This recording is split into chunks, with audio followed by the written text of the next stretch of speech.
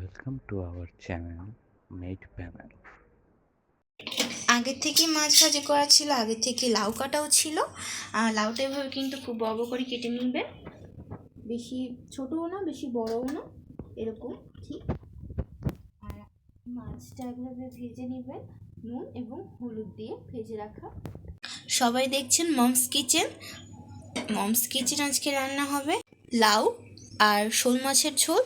কীভাবে রান্না করা হয় বন্ধুরা দেখতে থাকুন। গরম তেলে কড়া বসিয়ে দিয়ে তেল দিয়ে তারপরে দিয়ে দিলাম তেজপাতা, শুকনো মরিচ দুটো দিয়ে দিলাম।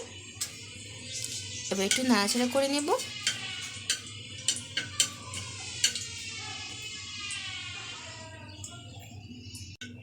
উল্টো পাল্টা করে হালকা ভেজে নেব। তারপরে দিয়ে দিব জিরা, গোটা জিরা। তারপর সবগুলো হালকা ভেজে নিব।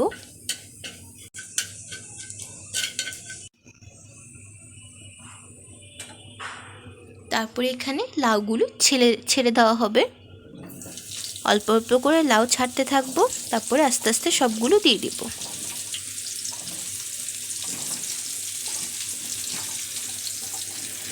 অবশ্যই এরকম সুন্দর সুন্দর নিরামিষ থেকে শুরু করে সব রকমের মাছ এবং বিভিন্ন রকমের রান্না দেখতে থাকতে হলে অবশ্যই আমাদের পাশে থাকতে হবে।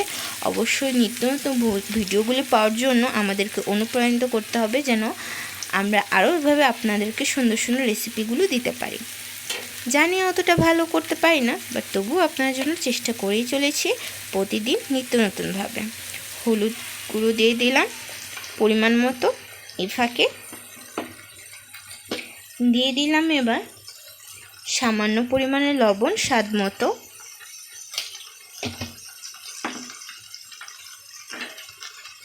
দিয়ে দিব এবার কাঁচামরিচ, ফালি করে কেটে রাখা কাঁচামরিচ দিয়ে দিয়েছি এখানে।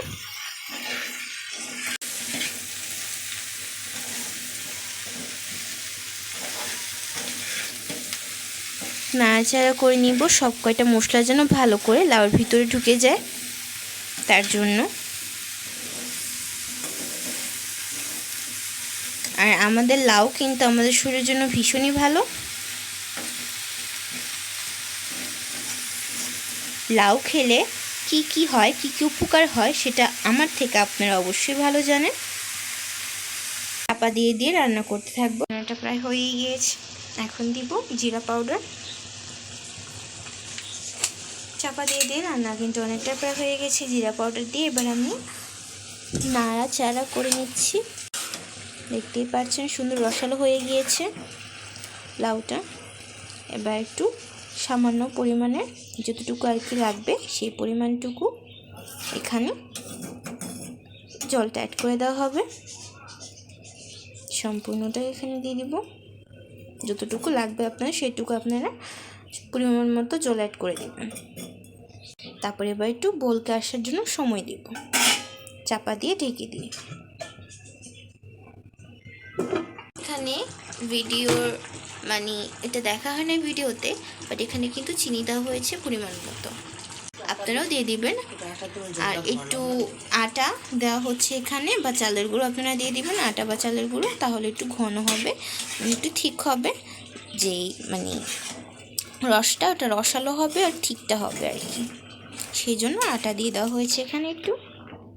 এবার ছেড়ে দেব মাছগুলো, শোল মাছের মাথাগুলো।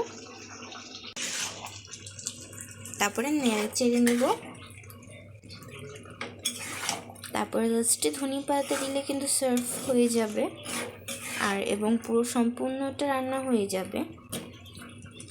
রান্নার প্রসেসিংগুলি সব কয়টা খেয়াল করে দেখবেন এবং স্টপ করে জুম করে দেখতে পারেন। ধনিয়া পাতা দিয়ে দেওয়া হলো। ফুল এবং কমপ্লিট কিন্তু আপনাদের এই পর্যন্তই রান্না। আপনার এরকম সুন্দর সুন্দর রেসিপি পাওয়ার জন্য অবশ্যই আমাদের চ্যানেলটিকে সাবস্ক্রাইব করে দিতে হবে। সবাইকে পাশে থাকতে হবে এবং অবশ্যই আমাকে আরও উৎসাহ দিতে হবে এরকম সুন্দর সুন্দর ভিডিও, তাহলে আমি আরও আনতে পারবো।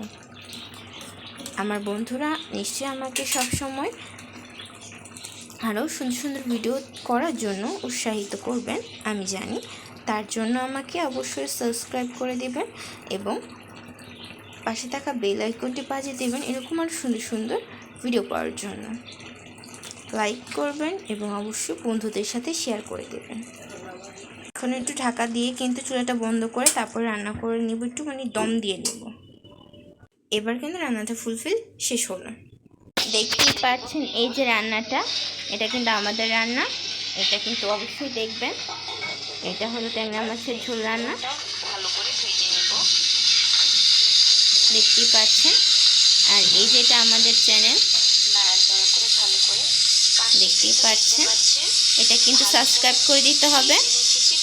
এই চ্যানেলটাকে সাবস্ক্রাইব করে বেল আইকনটি কিন্তু বাজিয়ে দিতে হবে। ওকে, আর এই দেখুন লাস্ট ফিনিশিং টাচটা, এই যে দেখুন আমাদের এখানে প্রত্যেকটা ভিডিও আছে। এই প্রত্যেকটা ভিডিও কিন্তু আপনাদেরকে দেখতে হবে এবং লাইক করে দিতে হবে এবং অবশ্যই বেল আইকনটি বাজিয়ে দিতে হবে এবং সাবস্ক্রাইব করে দিতে হবে। ওকে ফ্রেন্ডস, লাস্ট ফিনিশিংটা দেখাও আপনাদের হয়ে গেছে। তো বন্ধুরা সব ভালো থাকবেন, সুস্থ থাকবেন, বাই বাই।